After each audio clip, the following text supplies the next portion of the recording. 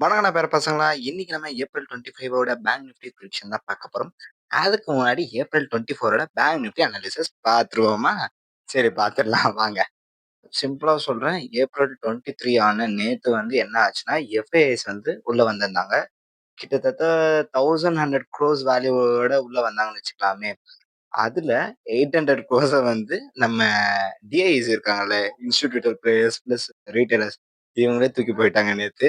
So, அதனால எஃப்ஐஎஸ்க்கு கொஞ்சம் லாஸ்ன்னே சொல்லலாம். இது நான் பெர்சனலி அப்படி இப்படி பண்ணி கண்டுபிடிச்சது.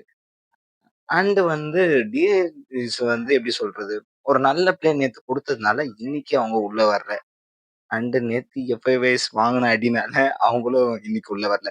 இன்னைக்கு வார் யாருக்குள்ளனா ரீட்டெயிலர்ஸ்குள்ள தான். "ஏய் நீ அவ்வளோ ப்ராஃபிட் பார்க்குறியா? நான் அவ்வளோ ப்ராஃபிட் பார்க்குறேனா?"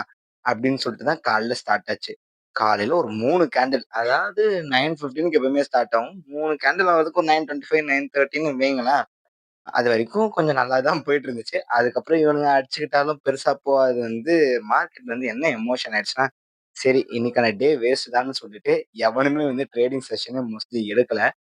ஸோ அப்புறம் யாருமே ட்ரேடிங் செஷன் எடுக்கலன்னா, சப்ளை இருக்காது. காசு போட்டவங்களும் வெளிய ஓடிடணும்னு தான் நினைப்பாங்க.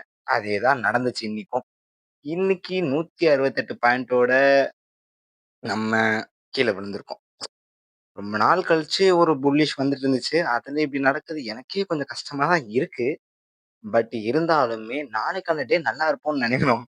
ஏன்னா, இன்னைக்கு எஃப்ஐஎஸும், டிஐஸும் உள்ள வரல. மார்க்கெட் சென்டிமெண்ட் இதுவா இருந்தாலுமே எல்லா நாளும் இப்படியே போயிடாதுல்ல.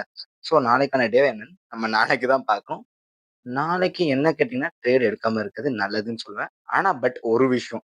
நல்ல சிக்னல் எடுக்குது அப்டின்னா, 11:15க்கு அப்புறம் நல்லதா ஒரு ஸ்டார்ட்டிங் ப்ரூப் மாரி தெரியுது. பிக்கா மூவ் ஆக போகுது எனக்கு தோணுது அப்டின்னா, எடுத்துருங்க. ஏன்னா இன்னைக்கு முடியும்போது ஒரு பேரிஷ்ல முடிச்சாலுமே, கரண்ட் மார்க்கெட் பார்க்கும்போது சாப்பிங் மார்க்கெட்டா தான் போயிருக்கு. ஸோ நாளைக்கான டே புல்லிஷா போறதுக்கு வாய்ப்பு இருக்கு. ஆனா அது எந்த டைம்ல எடுத்து போடுறீங்களோ, அத பொறுத்து தான் உங்க ப்ராஃபிட்டோட லெவலும் மாறும். Bye bye guys.